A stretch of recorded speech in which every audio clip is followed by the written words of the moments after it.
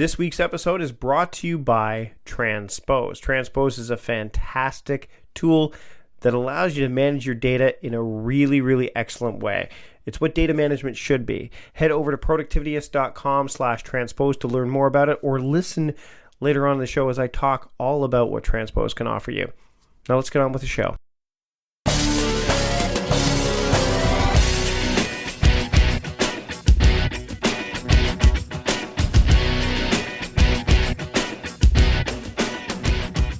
Welcome to the Productivityist Podcast. I am your host, Mike Vardy, and this week on the show, I have the author of the new book, The Productivity Project, or The Productivity Project, or whatever you want to, or The Productivity Project, I guess.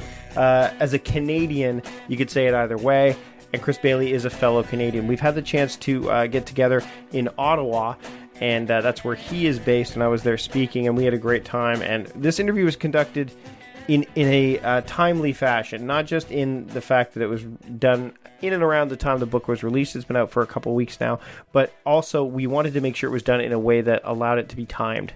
So this is a shorter episode, but it's a goodie. So take the time now to listen to it and enjoy it. This is myself and Chris Bailey, the founder of A Life of Productivity, the website, and the author of The Productivity Project, here on the Productivityist Podcast. Welcome, Chris Bailey, to the Productivityist Podcast.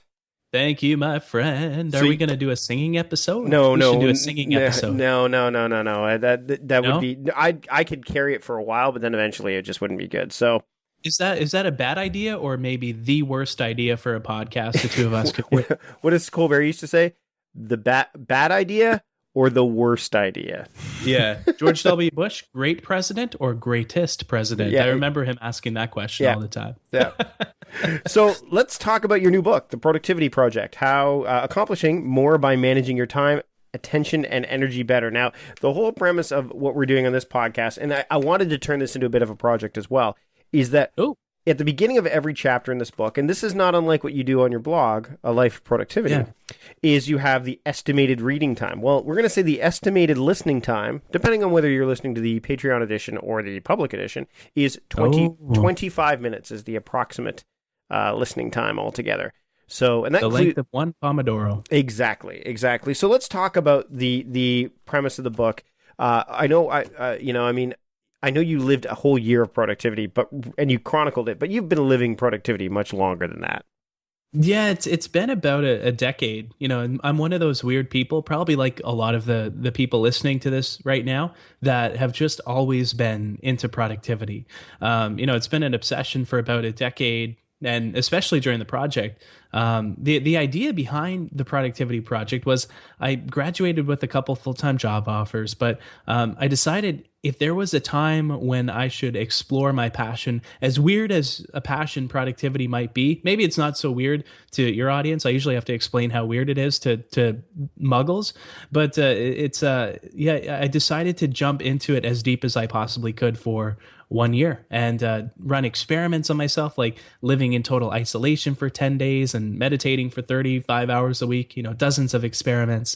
Also interviewing some of the most renowned productivity experts from around the world, as well as, it was first and foremost this academic research project that, I wanted to get to the boundaries of human performance and what makes people tick, especially in a workplace type environment. So yeah, that's the idea behind the Productivity Project. And this book is kind of the crescendo for that idea. Now, what was one of the biggest things that you discovered let's talk about during the writing of this book, because writing a book is is a project unto itself. And go ahead. No, go ahead. I interrupted you rudely. No, that's a project unto itself. So, it involves, a lot of letting go of certain things and focusing. So tell us about the process of writing the book and how it relates to how it both hampered and probably helped your productivity. Yeah, it was a big project to say the least. I went through a traditional publisher, and the book deal called for 80,000 words, and I wanted to push myself to deliver it further. I hit a lot of obstacles in the process, a few of them that I write about, but it was incredible. The thing that surprised me the most was how much I wanted to tilt during the process. So I have this idea where, and it's not a new idea by any means, but where we have 7 areas of our life that we invest our time, attention, and energy into. Our mind, our body, our finances, our relationships, having fun, our emotions, and our career. And I was surprised by how much I had to tilt towards the career hotspot, in costing, a lot of the other elements of my life, like, so I had less time for things like relationships and having fun. It was worth it at the end of the day. And I learned a ton, actually writing the book. It's amazing. And you've probably found this yourself, how much you learn writing a book. This book, the finished project, or the finished product, it has so many little nuggets in it that I didn't intend to write from the very start. I had a full book to start with in my head. But I was amazed how much I learned when I researched new ideas and contacted new people again. So it was a worthwhile product because it has the all the lessons that I learned during the project, as tactical in a way as possible. But surprised just how much new stuff came up during the writing process too. Now, one of the things that you talk about in the book, it's very quantitative in a lot of ways, right? Like I said off the top, in the beginning of the chapters, how long it takes to read. You had a lot of data, but you mentioned in the book that, the data is only part of the equation. The quantitative stuff is part of it. Talk about that. That's one of the things I found when I read the book. I'm like, this isn't just a quantitative productivity book. So anyone who's looking to pick it up is not just going to get like, you're not just going to get quantitative data. There's a lot of qualitative stuff in there too. That was probably one of the things you discovered along the way. Yeah, and I kind of made the mistake at the start of the project, equating productivity with efficiency. But I think that's kind of a shallow way of looking at productivity. That I learned, that was one of the big lessons I learned, was that productivity isn't necessarily about doing more, faster. It's about doing the right things and doing those things deliberately and with more intention behind them. At the end of the day, what you're left with is how much you accomplish. And that involves working with more intention behind everything that you do. Productivity isn't about how much you produce. It's about how much you accomplish. It used to be about how much we produced when we worked in factories, because the more time we spent on our work, the more productive we became because we were able to crank out more widgets in the same time frame.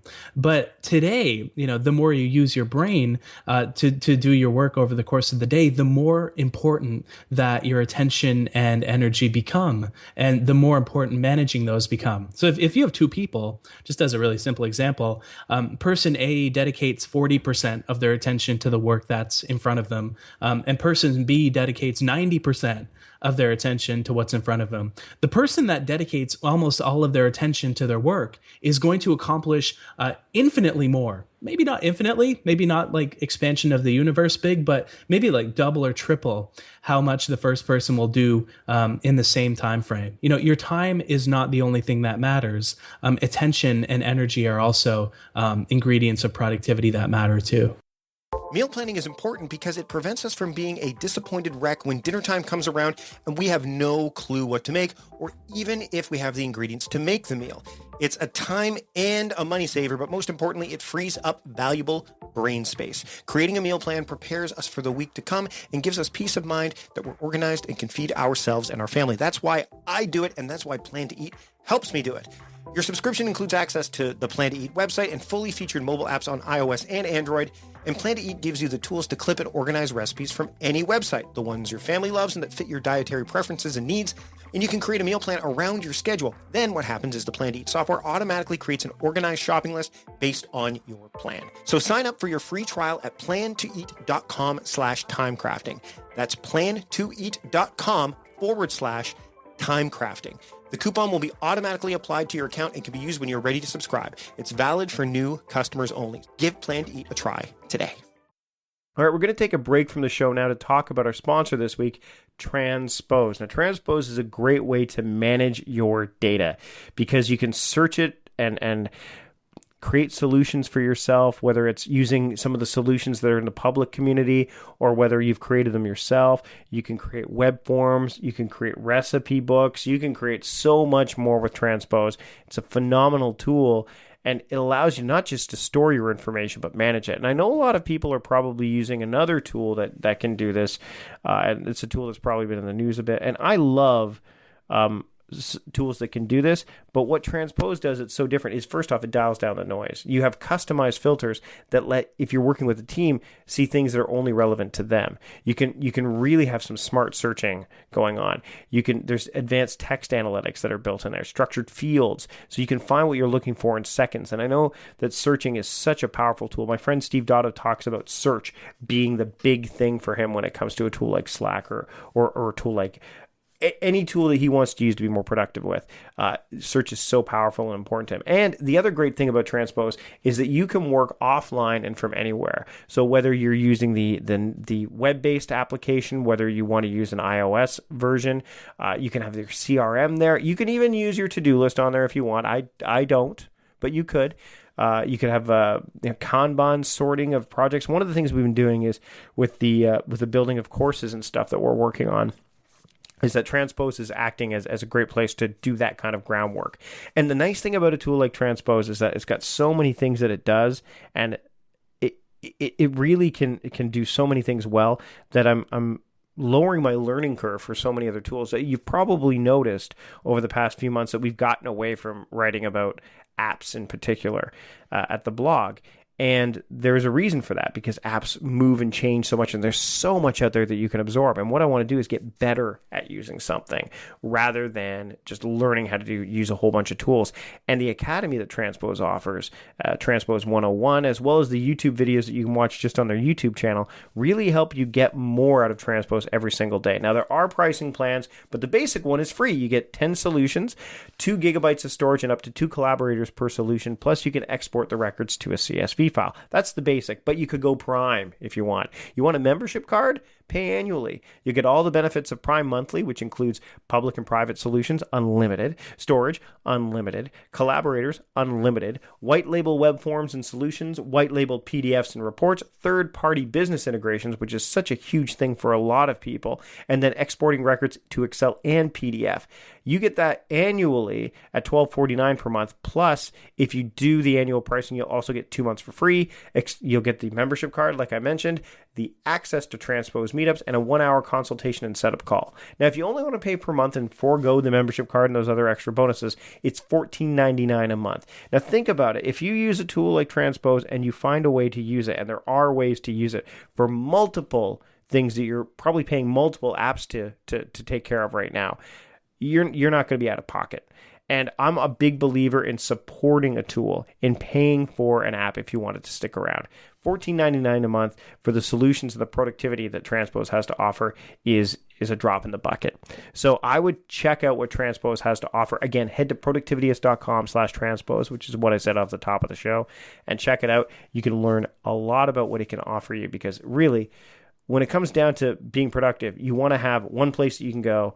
You want to know where your data is, you want to find it, and you want to deal with it. And Transpose allows you to do that time and time again. I'd like to thank Transpose for sponsoring this week's episode of the Productivityist podcast.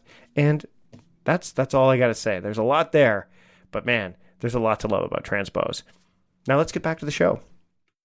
Let's talk about your waking habits. You and I have both talked about this before. The idea of, I'm a night owl. We hung out. We hung out in Ottawa.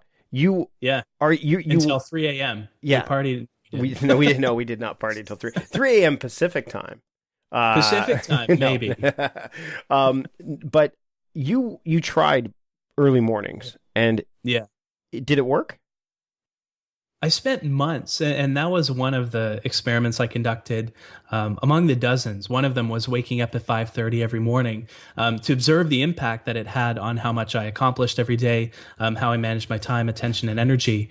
And I came to realize, it's one of those tactics where everybody likes the idea of being an early riser. So they have this, and I include myself in the bunch, by the way. I had a sepia-toned fantasy of waking up at 5:30 in the morning and meditating and going for a run and drinking a coffee and reading the newspaper before the rest of the world woke up. But when I shoehorn that habit into my life, because it wasn't easy, I had to disrupt all of my nighttime and my morning time habits.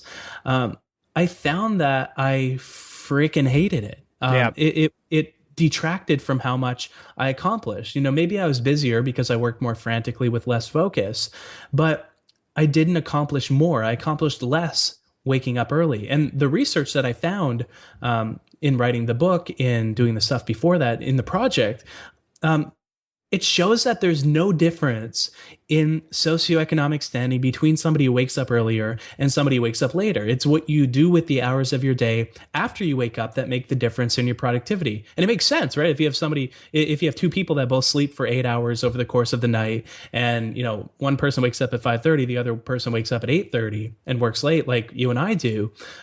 Really, the only difference is how they manage their time, energy, and attention after they wake up. And that's what I found during the experiment, is sometimes the idea of a change is always more attractive than what you have to do to make that change a reality. That's why so many people fail at the New Year's resolutions they make. But there are also some changes where the idea of them is attractive. And, the idea of waking up early is so attractive that, there's so many BS blog articles of, becoming an early riser to increase your productivity. And it might work for some people, right? Because if you have an early riser and they have the right conditions, like they have a family that wakes up later, maybe they'll get a crazy amount done in those hours. But if your biological prime time, the time you have the most energy over the course of the day, is different, your productivity is going to be different too. And that was another, not to ramble on too much, because people want to hear you talk too, but that was another thing I realized over the course of the project. There's this idea of your biological prime time. That's a time coined by Sam Carpenter in his book, Work the System. And the idea is simple, and it's that your energy per hour is not constant.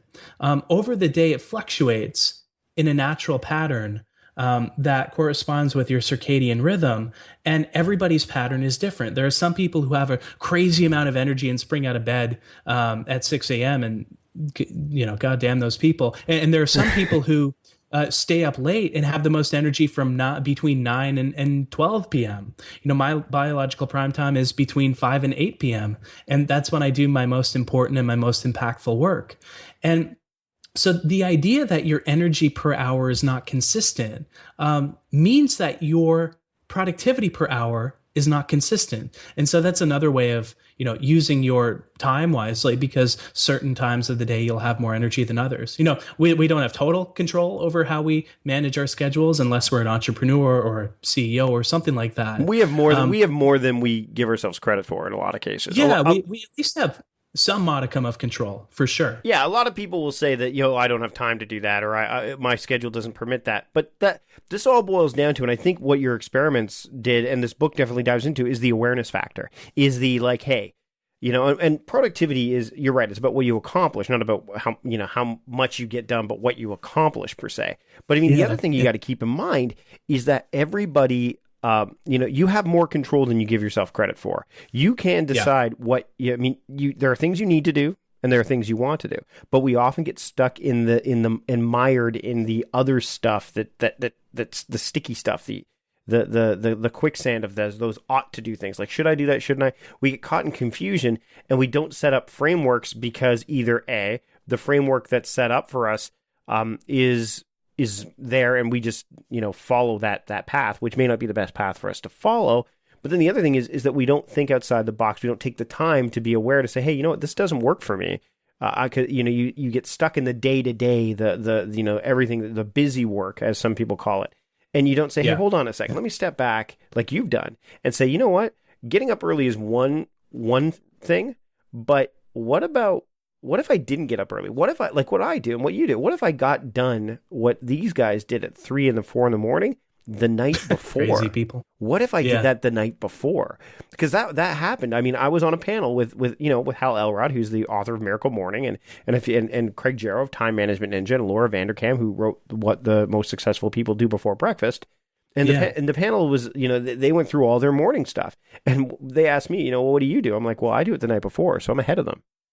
But it's about knowing that that's what the expectation is. If I was doing, you want to be proactive, not reactive. And I think this speaks to your experimentation, because experimentation, getting the quantitative data, allows you to better set yourself up for quality results. Wouldn't you say?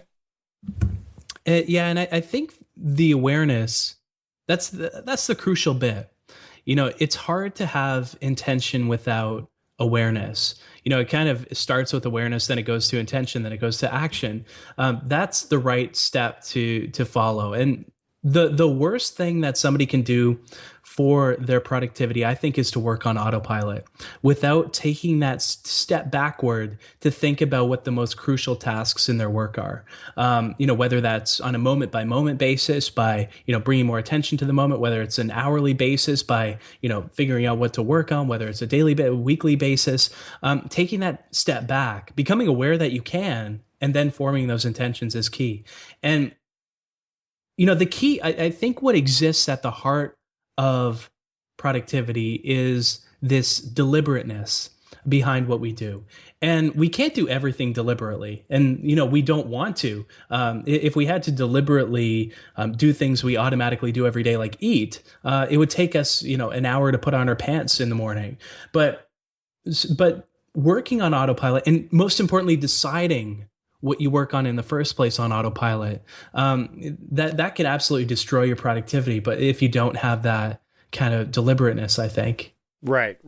Now let's talk about deliberate, because how do you set aside the time to do deliberate thinking and because people will say, and this is one of the things that you'll often hear when people read books of either books or blogs or whatever, guys like us who are productivity strategists, they'll say, well, that's fine for you. But you're like, you're a single guy, you don't have kids, you're out of college, your responsibilities are lower, you lived off a certain amount of income, whereas, the reality of it is some people can't do that. How do you say to them, well, that's all fine and dandy, you're right. Like, how do you take what's in this book and what you've taught, and this can apply to me or whoever, and say, look, but this is how you can apply it to your life. Like, it's not just a hard and fast rule for, the 20 to 30, the mid 20 set that have no kids and can do it. Like, there are ways to say, hey, hold on, let's measure my productivity in a way that makes sense, so I can do more of the right things and check off the right boxes instead of trying all the boxes.